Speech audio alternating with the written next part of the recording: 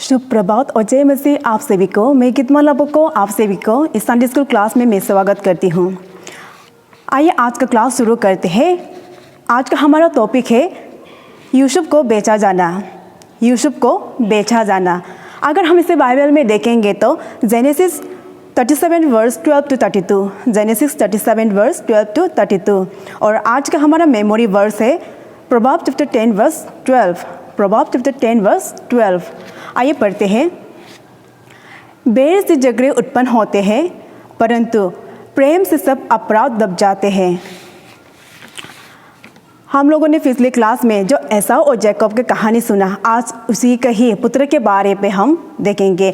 Jacob के पुत्र जो जोसेफ से आधारित कहानी हम सुनेंगे, जो कि अपने ही भाइयों ने ईर्ष्या और घृणा के कारण अपने भाई को बेच देते हैं, मतलब बिक्री कर देते हैं।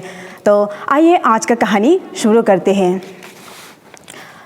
जोसेफ 17 साल का था, यानी 17 ईयर्स। 17 साल की उम्र में ही उसे अपने भाइयों ने बेचा गया था। और जोसेफ का कुल मिलाकर 12 भाई थे, जिसमें से केवल एक उसे छोटा था और बाकी उससे बड़े थे।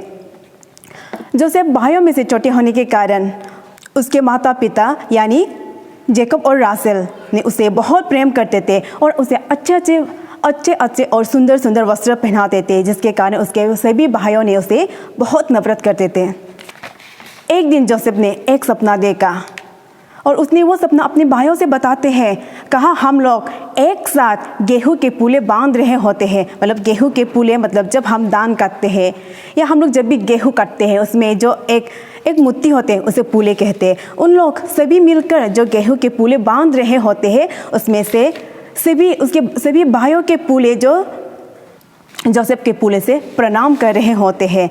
और सभी भाइयों ने उसे सुनकर बहुत क्रोधित होते हैं, बहुत गुस्से होते हैं और गुस्से में कहा, तुम्हारा मतलब है कि हम तुम्हें प्रणाम कर रहे हैं, तुम हमारे राजा बनेंगे।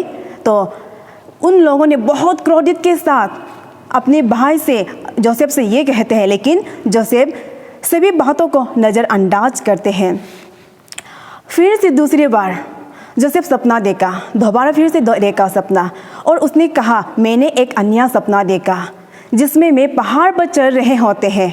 और मैं पहाड़ पर चढ़ते चढ़ते जब मैं ऊपर की तरफ देखा तो सूरज, चंद्रमा और 11 तारे मुझे प्रणाम कर रहे होते हैं।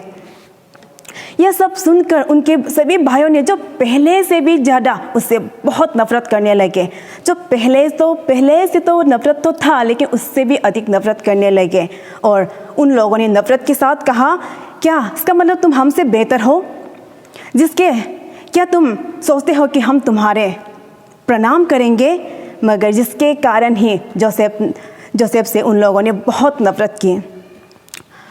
कुछ दिनों के बाद जोसेफ को पिताजी ने अपने भाइयों को जांचने के लिए भेजा, क्योंकि उस समय उसके सभी भाइयों ने बहुत दूर जगह पर भेड़ बकरियों को चराने के लिए शेकेम गए थे। और जोसेफ को पिताजी ने अपने भाइयों को जांचने के लिए कि उसके सभी भाइयों ने भेड़ बकरियों को अच्छी तरह से देखभाल कर रहा है कि नहीं, उसके लिए उसे जांचने के लिए उसे शेकेम भेजते हैं। जब सभी भाइयों ने जोसेफ को बहुत दूर से देखा तो उन लोगों ने उसे मारने की योजना बनाते हैं, क्योंकि सभी भाइयों को जोसेफ से घृणा, मतलब बहुत ही नफरत था। नफरत के कारण उसे मारना चाहता था। लेकिन इस बीच में इसका सबसे बड़ा भाई, जिसका नाम था रूबेन ने यह कहते हैं कि हम जोसेफ को नहीं मारेंगे, बल्कि उसे केट के काली कुएं में हम फेंक देंगे, क्योंकि रूबेन का मन में जोसेफ के लिए दया था। जब जोसेफ उन लोगों के पास पहुंचा तो उन लोगों ने सबसे पहले जोसेफ का जो महंगा और जो पिताजी का दिया हुआ जो वस्त्र था, कपड़ा था, उसे वो छीन लेते हैं और उसके बाद उसे कुएं में फेंक देते हैं। कुछ समय के बाद इजिप्ट का बहुत बड़ा व्यापारी उसी रास्ते से जाते हैं जहाँ पर जोसेफ को फेंका गया था। तो एक भाई ने कहते हैं, क्यों ना हम उस जोसेफ को उस व्यापारी के पास हम लोग बेच दें।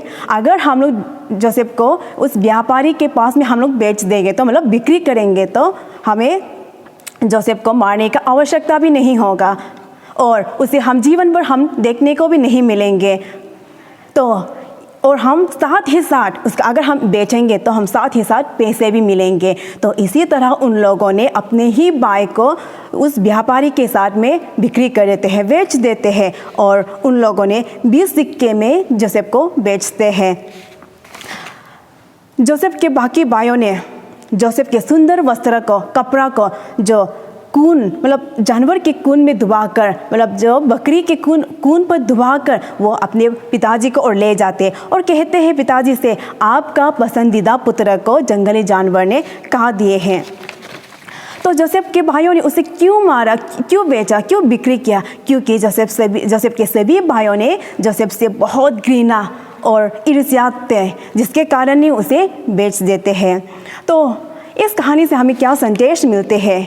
इस कहानी से हमें ये संदेश मिलती है कि हमें हमारे जीवन में किसी के ऊपर ईर्ष्या या घृणा की भावना नहीं रखना चाहिए, चाहे वो छोटा हो या बड़ा हो। कभी भी हमें घृणा या ईर्ष्या का भावना नहीं रखना चाहिए। जैसे आपका पेंसिल हो, कटर हो, रबर हो, कपड़ा हो, खाने का वस्तु हो, साइकिल हो, जूता हो, कुछ भी हो, लेकिन आप किसी के ऊपर आप घृणा और ईर्ष्या का भावना नहीं रखना चाहिए।